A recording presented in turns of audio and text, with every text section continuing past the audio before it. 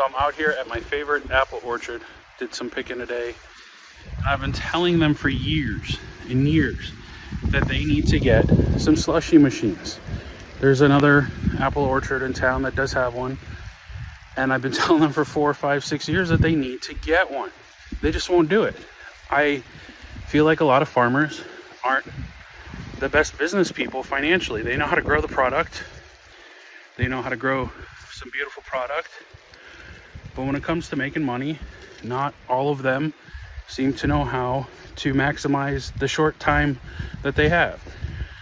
So I told them they need to get these slushy machines. The one that in town that has it has 12 lined up, and they are always refilling them. The other thing that they need to get is a slingshot. They have all of the free product that they could ever want. These apples that are on the ground haven't even started to be picked yet. These are Empire apples. These haven't even been picked. And the ones that have been, there's literally hundreds and hundreds and hundreds of apples on the ground. Their inventory to do a slingshot is free.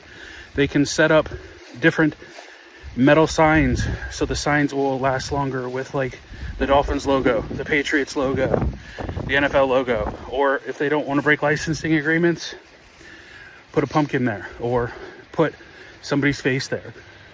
But I keep telling them time and time again that they need to do these things if they want to make more money. I just don't know what else I can do. I volunteered to do it for free, and I just got to keep the money I take in to show them.